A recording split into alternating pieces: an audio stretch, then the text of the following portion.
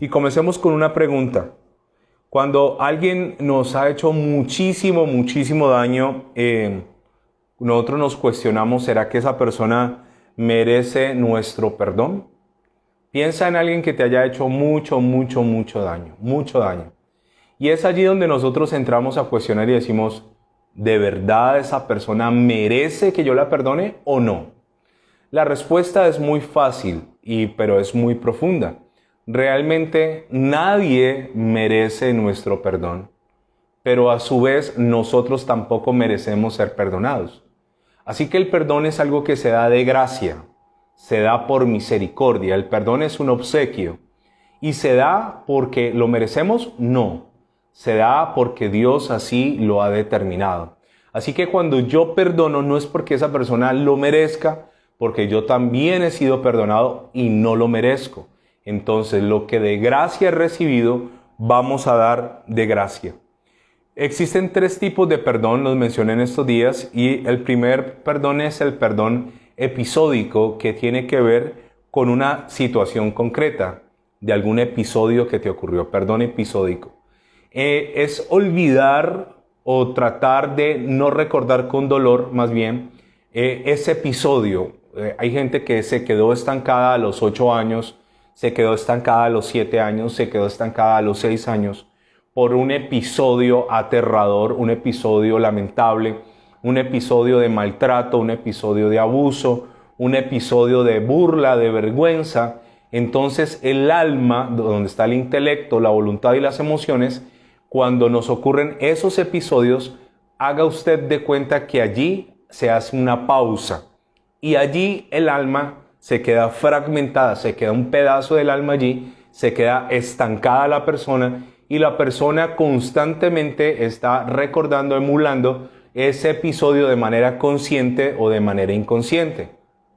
Por ejemplo, conozco a alguien que cuando estaba niña, ella tenía sobrepeso y un día una profesora, delante de todos los compañeros de clase, sacó a esta muchacha, a esta niña, y se burló de ella por su sobrepeso delante de todos. Y eso marcó profundamente el corazón de esa niña y seguramente la marcó en su adolescencia, la marcó en su juventud.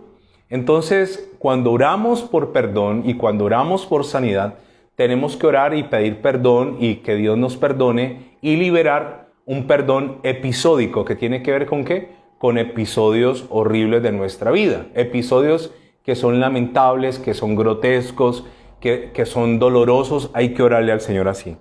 También hay un perdón que se llama diádico, que tiene que ver con perdonar a las personas que más amamos, o en este caso nuestra familia, o con un ser amado, un esposo, una esposa, tu pareja, tu novio o tu novia.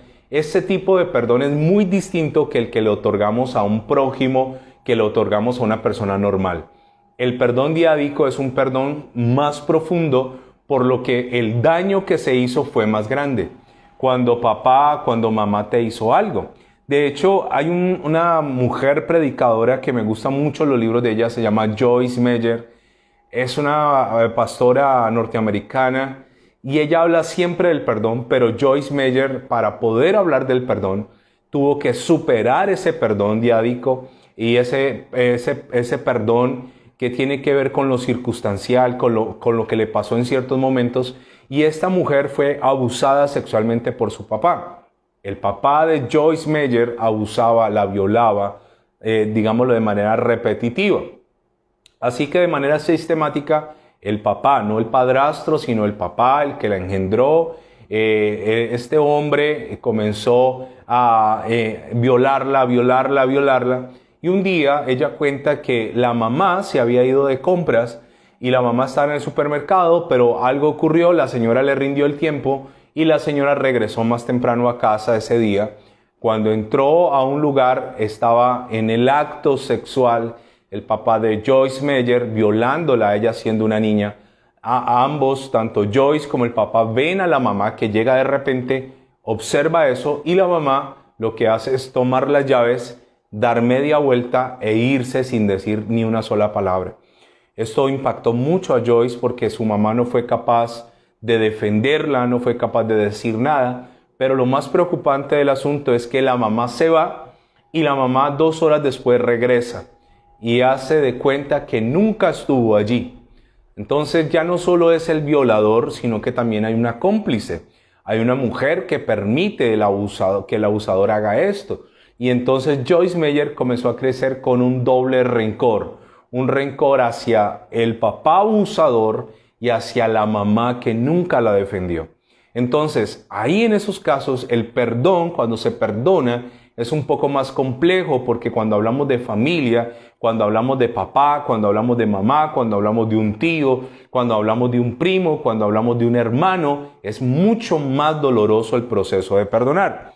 Y también hay un perdón que se llama disposicional, que es gradual, que es cuando yo digo voy a perdonar, pero esto no lo voy a hacer de la noche a la mañana. Hay una disposición en mí para perdonar, pero esto es gradual. Entonces yo comienzo orando, ya no maldigo a mi verdugo, ya no maldigo al que me hizo daño, ya le oro a Dios por él, le pido que sea salvo, que Dios lo perdone. Y esto se va haciendo gradualmente y esto es conocido en la Biblia como un milagro progresivo. Hay milagros que son progresivos. El Señor Jesús sanaba inmediatamente, pero en cierta ocasión había alguien que estaba ciego y el Señor hace lodo, etcétera, le dice que se vaya y se lave y vuelve y esa persona todavía como que no ve bien y el Señor le dice vuelve a lavarte y esa persona comienza a restablecer la visión, digámoslo, de una forma gradual. También cuando ora por unos leprosos, les dice vayan y se presentan a las autoridades. No fueron sanos allí, pero mientras iba, fueron ellos sanados. Hay milagros que son graduales o progresivos. Asimismo, a veces es el perdón. A veces yo quisiera perdonar ya, pero a veces nos cuesta un poco más de tiempo. ¿Cuándo hay que poner límites? Hablemos de los límites a la hora de perdonar. Y yo quiero que usted me acompañe, por favor, a Mateo, capítulo 18. Hay que ponerle límites a la hora de perdonar. Ok, vamos a ver qué dice la Escritura. Mateo capítulo 18, versículo 21. Entonces dice la palabra del Señor así. Entonces se le acercó Pedro y le dijo, Señor, ¿cuántas veces perdonaré a mi hermano que peque contra mí? ¿Hasta 7? Jesús dijo, no te digo hasta 7, sino aún hasta 70 veces 7. Y este pasaje realmente es bastante fuerte, ¿no? Pedro le está diciendo al Señor, ¿qué hago con el que peque contra mí? ¿Cuántas veces debo de perdonarlo? Va a poner un límite. Y el Señor, y Pedro se ampara en la ley y le dice, ¿hasta 7, Señor? Y el Señor le dice, no, Pedro, no lo vas a perdonar hasta 7, sino hasta 70 veces 7, 490 veces. Ahora, no significa que yo le voy contando, ¿no? Van 30, van 35, le quedan 400, no. No es para hacer una cuenta, sino que el Señor, 7 es un número que se puede superar con facilidad, pero 490 no. Lo que el Señor le está diciendo a Pedro es que a la hora de perdonar no hay límite en la cantidad de veces. Vamos a ir despacio. No hay un límite en la cantidad de veces. ¿Qué significa esto? Que si a mí una persona me pide perdón una vez, yo lo perdono, me pide perdón 2 veces, yo lo perdono, me pide perdón 10 veces, yo lo perdono, me pide 50 veces perdón, yo lo perdono. Pero la gran diferencia que vamos a ver a continuación es que una cosa es perdonar y otra cosa es restituirle el derecho. Son dos cosas diferentes. Escúcheme muy bien lo que estamos esta hora aprendiendo. Una cosa es que yo lo tengo que perdonar sin límites. O sea, hay gente que dice, es que yo ya te perdoné, hombre, ya te perdoné 2 veces, ya te he perdonado 5 veces. No, cuando el Señor me dice, perdónalo sin un límite de veces, es porque el perdón primeramente me beneficia a mí. Entonces, eso es lo que el Señor me quiere decir. Ahora, 70 veces 7, wow, es demasiado. Significa que yo tengo que tener un corazón perdonador. Pero eso no significa que aunque yo perdono 70 veces 7, las cosas conmigo van a seguir iguales. Escúcheme, no significa que las cosas conmigo van a seguir iguales. Permítame ir desglosando este tema. Ahora, en el versículo 23 me va a hablar acerca de una historia que va empatada con lo que el Señor le acaba de preguntar a Pedro. Dice, por lo cual, el título son los dos deudores, por lo cual el reino de los cielos es semejante a un rey que quiso hacer cuentas con sus siervos. Cuando usted le dicen semejante, es parecido.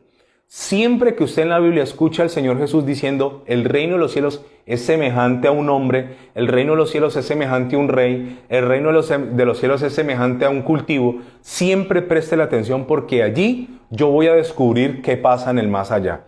Entonces él dice que el reino de los cielos es semejante a un rey que iba a hacer cuentas con sus siervos. ¿Iba a hacer qué? Cuentas. Ahora, versículo 24. Y comenzando a hacer cuentas, le fue presentado uno que le debía 10,000 talentos. ¿Cuánto le debía a este hombre? 10,000 talentos. Entonces llega un tipo que le debe 10,000 talentos. ¿Sabe? Dice la versión TLA de este pasaje, dice, cuando comenzó a sacar cuentas, le llevaron un empleado que le debía 70 millones de monedas de plata. Escúcheme, no millones de pesos. ¿Cuánto le debía? 10,000 talentos, ¿cuántos son? 70 millones de monedas de plata, dice la versión TLA, la traducción lenguaje actual. La NBI, Nueva Versión Internacional, dice, al comenzar a hacerlo, se le presentó uno que le debía miles y miles de monedas de oro. ¿Cuánto le debía a ese hombre? Miles y miles de monedas de oro. La Nueva Biblia de las Américas, NBLA, dice, al comenzar a ajustar las cuentas, le fue presentado uno que le debía 10,000 talentos y esta cifra me impresionó, dice 216 toneladas de plata. O sea, ¿cuánto le debía a este hombre? Una cantidad absurda, 216 toneladas de plata. Nosotros creemos que el talento es una moneda. No, el talento no es una moneda, es una medida. Hay monedas, sí, el dracma es una moneda. El denario es una moneda, la blanca es una moneda, el estatero es una moneda, pero el talento era un recipiente que equivalía a una medida. Por eso en la parábola de los talentos, al que le dio un solo talento le dio un poco de plata, le dio millones y millones y millones de pesos. Por eso cuando el Señor viene a pedirle ese talento y él no le tiene ninguna ganancia, el Señor le dice, ¿por qué no lo metiste al banco y hubieras ganado interés? ¿Por qué? Porque la cantidad de dinero que se le dio al que tenía un solo talento era muchísimo. Ahora, dice que este hombre le debía 216 toneladas de plata. 216. Como para hacer un ajuste en nuestra mente de la deuda, del tamaño de la deuda, una tonelada son 1,000 kilos. Piense, usted tal vez no sabe qué es una tonelada. Pues una tonelada, usted coge 1 kilo. ¿Qué es 1 kilo? 2 libras. 2 libras, 1 kilo. Ahora, ¿cuántos kilos tiene una tonelada? 1,000. ¿Cuántos kilos tenían 216 toneladas? Tenía 216,000 kilos. Imagínense qué locura. Y yo estuve mirando el tema, entonces yo dije, bueno, si este hombre tuviera cómo pagarle, que no es posible, y estuviera en esta época, ¿cómo transportaría toda esa cantidad de dinero? Para poder transportar 216 toneladas de plata, este hombre tenía que llevar entre 10 tractomulas llenas de plata. Imagínense, tractomulas. Una tractomula o un camión, un doble troque, como usted lo quiera llamar, hay camiones, el peso de ellos es entre 20 a 35 toneladas. O sea que la tractomula o el camión que llevaba 20 toneladas, para poder pagarle al rey tenía que presentarse con 10 tractomulas llenas de plata. Imagínense la cantidad tan absurda, tan ridícula de dinero. Ahora, ¿por qué el Señor pone esta deuda tan elevada? Porque era una deuda imposible de pagar. Es una deuda impagable. Yo he conocido casos de gente que tienen que pagar 200, 300 millones de pesos, 400 millones, que son deudas elevadas, pero son pagaderas. Pero aquí estamos hablando de una cifra ridícula de dinero que no es posible pagar. Entonces, el Señor está contando y está diciendo, ¿cómo es el reino de los cielos? Como un rey. ¿Quién es el rey? El padre. Ahora, el padre va a hacer cuentas con sus siervos y había uno que le debía una cantidad exagerada. Volvamos a la historia. Entonces, ¿qué ocurre acá? Dice, y comenzando a hacer cuentas, le fue presentado uno que le debía 10,000 talentos. Imagínense qué exageración, 10,000.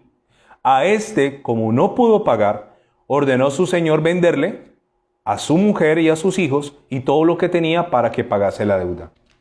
En la antigüedad, cuando alguien debía y no pagaba, el acreedor podría venir y llevarse a un hijo, a 2 hijos, a 5 hijos, si tenía 10 hijos, dependiendo la deuda, para venderlos como esclavos, e incluso tomar a la esposa y llevársela y venderla. De hecho, la Biblia no aconseja las deudas. La Biblia dice que cuando usted se mete en una deuda, se hace esclavo del que le debe. Yo creo en los préstamos, que es un préstamo cuando usted tiene una capacidad de pago, usted necesita comprar algo para su negocio, para salir adelante, usted no tiene el recurso, pero usted tiene cómo pagar. Eso no es una deuda, eso es un préstamo, el cual usted es consciente que puede pagar. Pero una deuda es cuando la persona literalmente no puede pagar. Entonces la Biblia no aconseja las deudas porque las deudas amarran económicamente a la gente. Ahora, ¿qué pasa con este hombre? Tenía una deuda tan grande que ni aún vendiendo a sus hijos, vendiendo a su mujer y ser vendido él, se podría pagar la deuda. Sin embargo, el Señor, el dueño de esa plata, dijo, vamos a venderlo, vamos a venderlo. Pero mire a continuación lo que ocurre. Entonces aquel siervo, versículo 26, postrado, o sea, se arrodilló, le suplicaba diciendo, Señor, ten paciencia conmigo y yo te lo pagaré todo.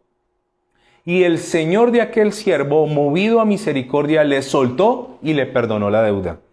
¿Qué significa la palabra misericordia?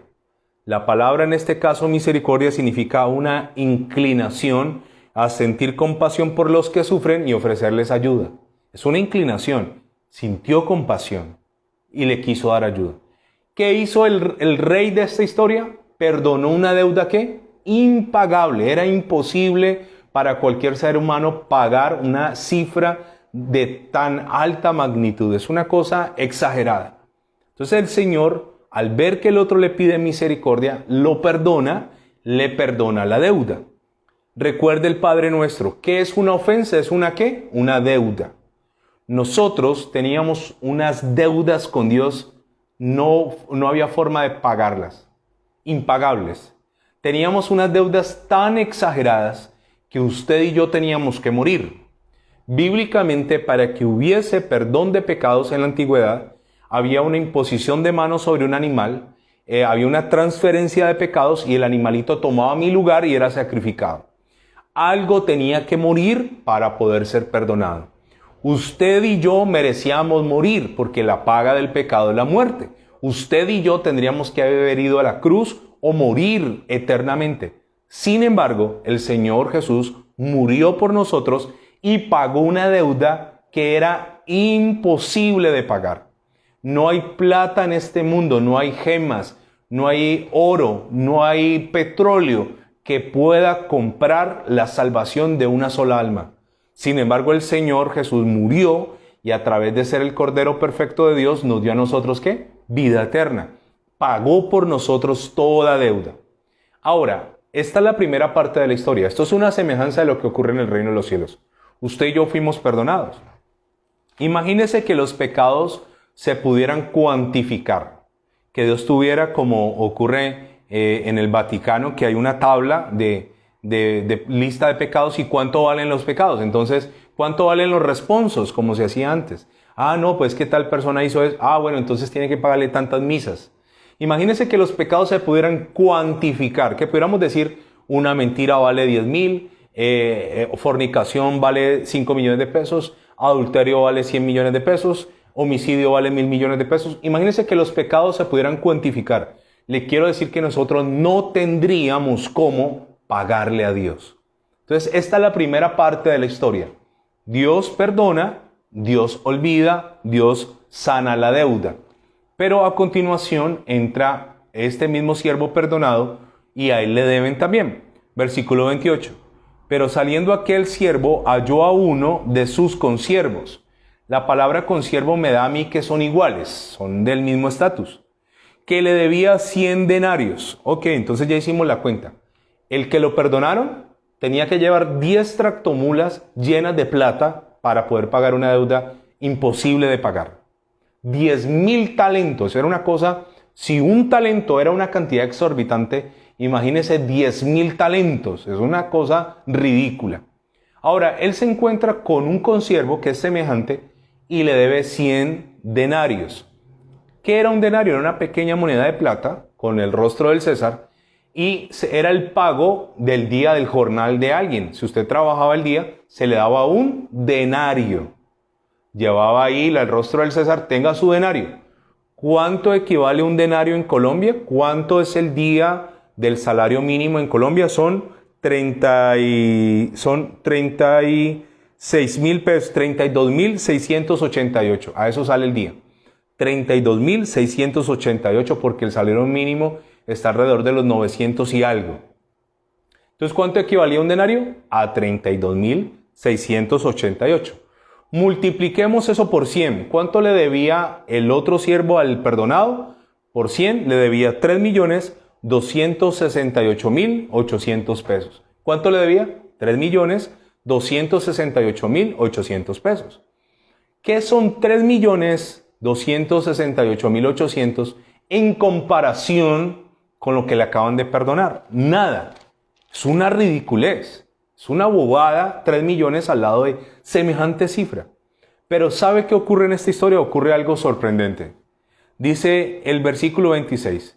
Pero saliendo aquel siervo halló a uno de sus consiervos que le debía 100 denarios y haciendo de él lo agarra y dice, le ahogaba diciendo, págame lo que me debes, págame. Hay un dicho popular que dice que el buen cobrador es mal pagador.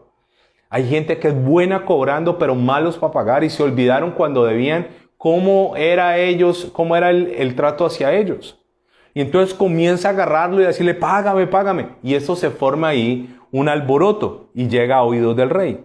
Entonces su consiervo postrándose a sus pies le rogaba diciendo, ten paciencia conmigo, yo te lo pagaré todo. O sea, la misma escena que el tipo tuvo con el rey, ahora su consiervo lo estaba teniendo con él.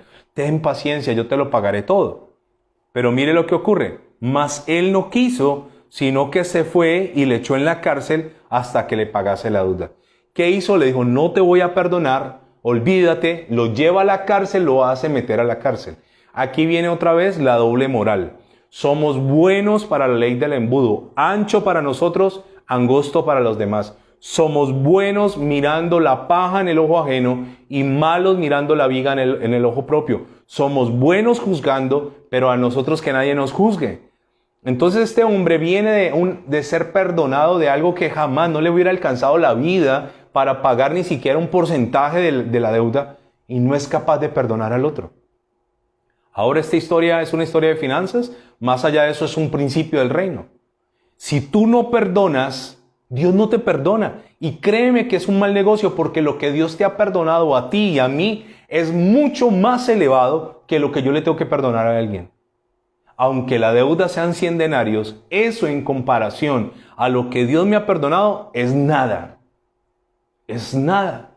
Y ese es el reino de los cielos. Dios nos da un perdón gigantesco de una deuda que jamás hubiésemos podido pagar. Ninguno de nosotros hubiésemos podido pagar esa deuda. Sin embargo, aunque hemos sido perdonados, aunque hemos pedido misericordia, aunque nos hemos postrado, a la hora de aplicar esa misma misericordia con nuestros consiervos, no lo hacemos. Somos duros, somos castigadores. No, yo no te perdono, yo nunca voy a olvidar eso. Yo sabes que esa me la vas a pagar. No estamos siendo coherentes con lo recibido. Esta historia, que está narrada hace 2000 años atrás, pasa hoy en día. ¿Cuánto vale lo que Dios te perdonó? Es muchísimo. No se pudiese cuantificar. Sin embargo, ¿por qué no perdonas a los demás? Si lo que los demás te hayan hecho, por grave que sea, en comparación con lo que Dios te perdonó a ti y me perdonó a mí, es nada. ¿Y sabe qué ocurre en esta historia que es una semejanza del reino de los cielos? Entonces dice el versículo 31. Viendo sus consiervos lo que pasaba, se entristecieron mucho y fueron y refirieron a su señor todo lo que había pasado. Fueron y le contaron al rey: rey, si sabes, al que tú perdonaste semejante deuda, agarró del cuello al otro, lo ahogaba, lo estrujaba y lo hizo meter a la cárcel, y el otro solo le debía 100 denarios. Entonces, versículo 32, llamándole su señor le dijo: siervo malvado, toda aquella deuda te perdoné porque me rogaste. ¿No debías tú también tener misericordia de tu consiervo como yo tuve misericordia de ti? Entonces, cuando yo perdono, ¿yo qué estoy haciendo? Estoy teniendo misericordia de otro. ¿Qué es misericordia? ¿Se lo merece? No se lo merece. Mi verdugo, el que me hizo daño, no se merece mi perdón, pero yo tampoco merecía ser perdonado. No sé si me hago entender. Yo no merezco ser perdonado por Dios, sin embargo Él me perdona, y entonces Dios espera que esa misma misericordia yo se la otorgue a mis consiervos, a mis semejantes. Tu verdugo, tu ofensor, tu heridor no merece ser perdonado por ti. Sin embargo, por cuanto tú has sido perdonado, entonces de gracia recibiste. ¿Qué tienes que hacer? De gracia dar. Y hay gente que dice: no, es que la ofensa es muy grave. Listo, colócalo en una balanza y te vas a dar cuenta que lo que te hicieron son 100 denarios comparado con los 10,000 talentos que Dios te ha perdonado. Ahora, ¿qué ocurre aquí? Como esto es una semejanza del reino de los cielos, dice: ¿no debías tú también tener misericordia con tu consiervo, como yo tuve misericordia de ti? Entonces su señor, enojado, ¿qué ocurre cuando Dios ve que alguien no perdona? Se enoja y luego dice: le entregó a los verdugos hasta que pagase todo lo que debía. Así también, esto grábeselo en las tablas de su corazón, así también mi Padre Celestial hará con vosotros si no perdonáis de todo corazón cada uno a su hermano sus ofensas. ¿Qué va a hacer el Padre Celestial con los que no perdonan de corazón las ofensas del prójimo? Los entregará a la cárcel, al verdugo, hasta que paguen. Esto es un símil. ¿Cuál es la cárcel? El infierno. ¿Por qué? Porque como era una deuda que él no podía pagar, él nunca iba a salir de esa cárcel. Pero lo tremendo es que dice que lo entregó a los verdugos. ¿Quiénes eran los verdugos? Gente encargada de administrar una tortura. ¿En qué lugar la gente está presa para siempre y es torturada? En el infierno. Volvemos, esto está relacionado con Mateo, con lo que estudiamos. Porque si vosotros no perdonáis las ofensas a los que los ofenden, tampoco vuestro Padre os perdonará vuestras ofensas. Entonces, si yo no perdono, no soy perdonado, y como yo no puedo pagar la deuda, entonces sencillamente el que muere sin pagar la deuda se condena. Se condena. ¿Sabe algo? En otra versión de este pasaje dice lo siguiente: tan enojado estaba el rey, en la versión NBV, Nueva Biblia Viva, tan enojado estaba el rey que lo envió a las cámaras de tortura hasta que pagara el último centavo. ¿A dónde lo envió? A las cámaras de tortura. Lo envió a cárceles. Como es si este hombre no, piense usted en esto, si no podía pagar estando libre, menos estando en prisión. Menos estando en prisión. De hecho, en este país, cuando alguien va a una prisión, es donde más dinero necesita para mantenerse dentro de la prisión. Y en la prisión no es productivo, no genera ningún recurso. O sea que si este hombre no podía pagar en libertad, menos va a pagar. Entonces, cuando dice esta historia, que el Señor le dijo: no, como no perdonaste, te enviaré a la cárcel donde los verdugos hasta que me pagues, significa que nunca va a salir. Nunca, jamás va a salir. ¿Por qué? Por no perdonar algo tan insignificante comparado con el perdón recibido. Yo no estoy diciendo que no te hayan hecho daño. No me malentienda, no me malinterprete. Yo no estoy diciendo que es una bobada lo que a usted le pasó. No, seguramente es bastante grave y bastante triste. Pero en comparación, escúcheme, es que estamos haciendo aquí un símil. En comparación, eso es dolor. En comparación con lo que has recibido, es nada. Sí te deben. ¿Cuánto le debía al otro? 3,688,800 pesos. Le debía. Nadie está diciendo que no. Pero el otro recibió un perdón de 10,000 talentos. De 10 tractomulas llenas de plata. Imagínense. Una suma jamás pagadera. Entonces, cuando yo no perdono, no soy perdonado. Y ahí dice el Señor Jesús, entonces su Señor enojado le entregó a los verdugos. ¿Qué hace un verdugo? Torturar. Torturar. Le entregó. Como no perdonas, lo siento, yo no puedo perdonar. Escúcheme que esto es tan serio. Si usted no perdona, automáticamente no eres perdonado. Pastor, es que lo que me hicieron, sí, listo, doloroso, hermano. Colócalo en una balanza. Ponlo en una balanza. ¿Será que eso supera el perdón de Dios en tu vida? No, jamás. Nosotros estábamos muertos en nuestros delitos y pecados. Nosotros éramos de lo vil, de lo bajo, de lo menospreciado del mundo. Nosotros no éramos ninguna perita en dulce, como dicen ahí. Nosotros no éramos la mejor gente. De hecho, usted puede decir, no, es que yo crecí en un hogar cristiano y jamás yo me fui a una discoteca. Sin embargo, pecaste de 1000 maneras diferentes. Y los pecados no se pueden pagar, sino con sangre. Y la única sangre que podía cubrir todo pecado es la sangre del Hijo de Dios. Así que, aunque para mí la salvación es gratis, al Señor Jesús le costó la vida. Entonces, cuando yo no perdono, Dios dice, o sea que el sacrificio de mi hijo no te sirve. Entregar a mi hijo despedazado, mi hijo muerto en la cruz, no te sirve porque para ti sigue siendo más importante odiar, detestar, aborrecer a tu prójimo, que te ha hecho mucho menos de lo que tú me has hecho a mí. Ahora, ¿cuál es el límite entonces a la hora de perdonar? Hay un límite. Pero no hay un límite en el número de veces, hasta 70 veces 7. O sea, significa que yo puedo perdonar y perdonar y perdonar y perdonar. Y de hecho estoy llamado a perdonar y perdonar y perdonar. Y hace el ejercicio. Esto es un ejercicio, hermano. Esto es como comer saludable. El perdonar es parte de la vida del creyente. Es parte de la vida del creyente. Yo conozco ovejas llenas de odio. Que en su casa nadie quiere ir a la iglesia porque en la casa esa señora es una amargada, esa señora es terrible. Conozco personas que en su trabajo sus empleados dicen, no, es que usted viera cómo esa señora, eso es una amargura, eso es terrible, eso habla mal de todo el mundo, eso destila veneno. Yo conozco cristianos que en su trabajo son amargados. Yo conozco pastores que desde el púlpito destilan veneno. Están amargados, hermano, están amargados.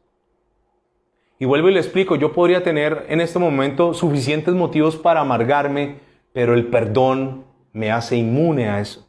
El perdón me hace impermeable, me impermeabiliza. A mí no me entra el odio, el rencor, porque estoy cubierto de perdón. Y cuando el Señor le dijo a Pedro, ¿sabes qué? Pedro, que era propenso a cortar orejas, a ser agresivo. El Señor le dijo, ¿sabes qué, Pedro? Perdonar tiene que ser un hábito en tu vida. Hasta 70 veces 7 significa, hermano, no le ponga número, no se azare por números.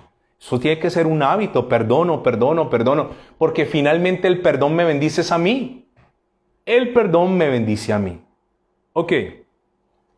Ahora, ¿cuándo sí debo poner límites y en qué debo poner límites? Primero, cuando yo perdono, no necesariamente, si la persona no valora mi perdón, debo restituir. Le voy a explicar. ¿En qué caso no debo restituir? Primero, cuando está en riesgo la integridad y la autoestima.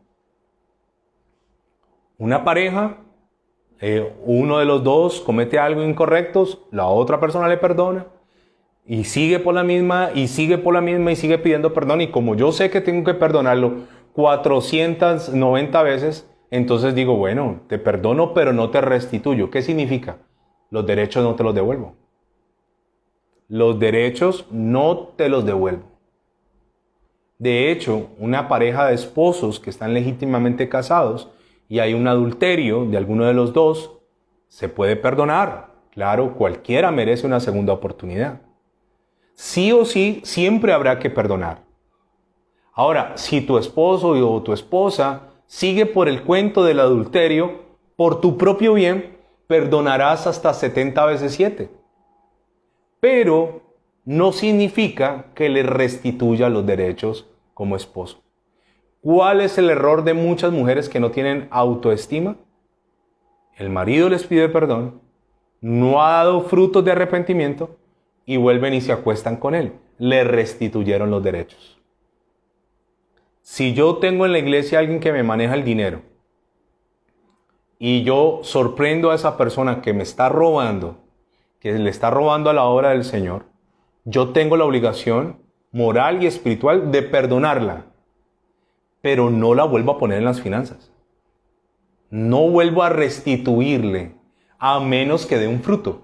Pero si esa persona sigue y sigue y sigue, jamás volverá a tener ese precioso momento de restitución. ¿Cuándo no restituyo? Cuando está en peligro, en riesgo tu integridad o tu autoestima. Cuando tú sabes que, listo, te perdono, pero esa persona te va a dar duro, te va a hacer daño, allí no restituyo. También no se perdona cuando es siempre lo mismo. Entonces lo mismo. No lo vuelvo a hacer, te lo prometo, te lo juro. Créeme, por mi mamá, por la tumba de mi abuela. Cuando es siempre lo mismo, ¿debo perdonar? Claro que sí, pero no restituyo. Si yo tengo un amigo que me traiciona y me traiciona y me traiciona, lo perdono. Pero de aquí para allá, la amistad se acaba. No me voy al extremo del odio, te aborrezco, te bloqueo, te elimino, no. No me voy a ese extremo, pero ya no eres mi amigo. Ya no puedo confiar en ti. Ya no puedo abrirte mi corazón. Ya no puedo contarte las cosas que antes te contaba. Entonces te perdono, pero no ¿qué? Te restituyo. Ahora, el perdón, aparte de alivianar las cargas, también nos ayuda a tener buenas relaciones con los demás. Es necesario tener perdón en una sociedad donde la gente es orgullosa, altiva y arrogante. Pero el perdón también es por nuestra salud emocional. Pero recuerde esto, no siempre perdonar implica restituir. El Señor Jesús restituyó a Pedro. Me fascina este pasaje porque el Señor Jesús sabía lo que le iba a pasar a Pedro y el Señor le dijo a Pedro, una vez vuelto Pedro, o sea, el Señor ya le estaba diciendo a Pedro que Pedro se iba a ir, pero es que Pedro es la persona que habla y no escucha. Para mí las peores consejerías es de alguien que no quiere oír. Y la persona habla y cuando tú le vas a decir, sigue hablando y yo eso ya lo sé, pastor, y habla. Pedro era así. El Señor le está diciendo, Pedro, me vas a negar. Y él hable, Pedro, pero te vas a ir. Pedro, hable, pero vas a volver, Pedro. Y Pedro sigue. Y en Lucas capítulo 22, acompáñame por favor para ir terminando por hoy. El Señor le dice esto a Pedro, Lucas capítulo 22, versículo 31. Jesús anuncia la negación de Pedro. Dijo también el Señor, Simón, Simón, he aquí Satanás os ha pedido para zarandearos como a trigo. Pero yo he rogado por ti para que tu fe no falte. Es la primera cosa que el Señor dice. He orado por ti para que la fe ¿qué? No falte. ¿Qué no puede faltar en una zaranda? La fe. ¿Qué no puede faltar en una pandemia que todo es zarandeado? La fe. Pero luego le dice, y tú, una vez vuelto, confirma a tus hermanos. ¿Qué le está diciendo? Una vez vuelto. Si le está diciendo que va a volver es porque se tiene que ir. Entonces le dice, una vez vuelto, confirma a tus hermanos. Pero Pedro no quería escuchar. Entonces el Señor le dijo, Pedro le dijo, estoy dispuesto a ir contigo no solo a la cárcel, sino también hasta la muerte. O sea, Pedro no estaba oyendo. Ahora, Pedro pierde por negar al Señor, pero usted lo leyó conmigo en estos días en Juan, que el Señor se le aparece resucitado y lo restituye. Juan capítulo 21, versículo 15. Cuando hubieron comido, Jesús le dijo, Simón, hijo de Jonás, ¿me amas más que a esto? Le respondió, sí, Señor, tú sabes que te amo. Él le dijo, apacienta mis ovejas. ¿Qué le estaba diciendo? Una vez vuelto, confirma a tus hermanos. Pedro, apacienta mis ovejas. Y la segunda vez le dice, apacienta mis corderos. Y después le dice la tercera vez, apacienta mis ovejas de nuevo. Le dice 3 veces. Le está restituyendo. ¿Cuántas veces Pedro negó a Cristo? Una vez. O sea que aplica cuando es una vez. Sí o sí tendremos que perdonar las veces que sean. Siempre la opción será perdón, no siempre la opción será ¿qué? Restitución. Dios perdona a Adán y a Eva, sí, pero no les restituye el paraíso. Entonces Adán y Eva, que vivían tan rico, tan sabroso, el Señor les dice, por favor me desocupan, se van del Edén. Dice Génesis capítulo 3, versículo 24. Echó pues fuera al hombre y puso al oriente del huerto del Edén querubines y una espada encendida que se revolvía por todos los lados para guardar el camino del árbol de la vida. ¿Qué dice? Echó pues. Dios perdonó, Dios no restituyó. Dios perdona, pero según lo que Él ve en mí, restituye o no. Eso exactamente puede hacer uno. Recuerdo el caso puntual de alguien que tenía en la empresa una empleada que estaba robando. Y fue descubierta robando y a mí me llamaron y me dijeron, pastor, yo no sé qué hacer. Es que esa empleada, mire, nos estaba robando, ¿qué hacemos con ella? Yo les dije, mire, para mí lo mejor en este momento es, hay dos caminos. Usted puede denunciarla, demandarla, es un camino, o el segundo camino es despedirla. No, pero es que a nosotros nos da mucho pesar de ella, etc. Ok, entonces, ¿ustedes le quieren dar una segunda oportunidad? Ok, denle una segunda oportunidad, pero estén atentos. ¿Qué ocurrió? Ella recibió perdón, recibió restitución, y ahora el día que se fue, el roto que dejó, fue más grande. ¿Por qué? Porque no valoró ¿qué? El perdón. Entonces, antes de restituir, antes de devolver los derechos, yo siempre digo, prueben primero. Prueben a ver cómo está esa persona delante del Señor. Cómo está su vida, cómo está su moral, cómo está su fruto. Ahora, permítame leerle algo también acerca de la restitución. Y está con el rey Saúl. Saúl fue desechado por Dios.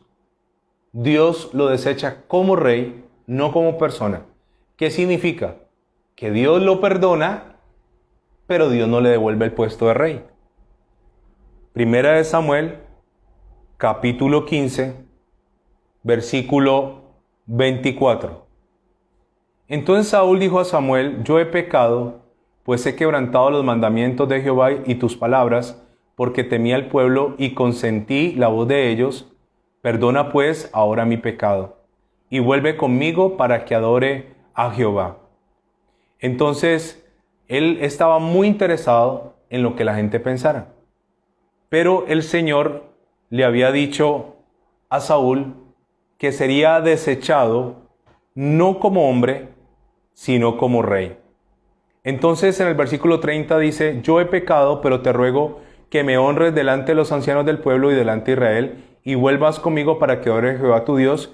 Y volvió Samuel tras Saúl, y adoró Saúl a Jehová. ¿Qué había pasado ya aquí? Ya Dios no quería nada.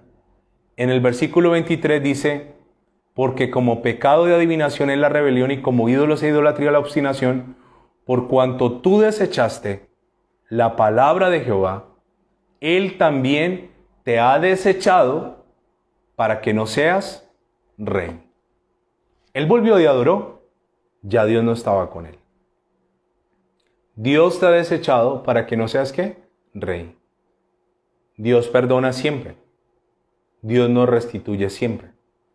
Así que el único límite, no hay límite en la cantidad de veces, no hay un límite en el tipo de ofensa, porque así sea la ofensa más grande, es nada en comparación con lo que Dios me perdona, pero sí hay un límite. Yo no siempre debo restituir. Vamos a orar. Amado Padre Celestial, te doy muchas gracias por tu palabra que ha sido predicada en esta hora de la noche. Te bendigo y te exalto, Señor. Te pido en el nombre de Jesús que nos ayudes a perdonar siempre. No hay otra opción. Perdonar siempre será la alternativa que nosotros debemos escoger. No importa la ofensa, no importa el insulto, el escarnio, siempre debemos perdonar. Porque esa deuda en comparación a lo que tú me has perdonado es nada. También enséñame a que no hay un número para frenar el tipo de perdón. No hay número, no hay una cantidad, simplemente hay que perdonar. Pero también, Señor, ayúdame a aplicar cuándo debo ejercer y cuándo no la restitución. Ayúdame a aplicarlo correctamente. Gracias te damos por tu palabra en el nombre de Jesús. Amén y amén.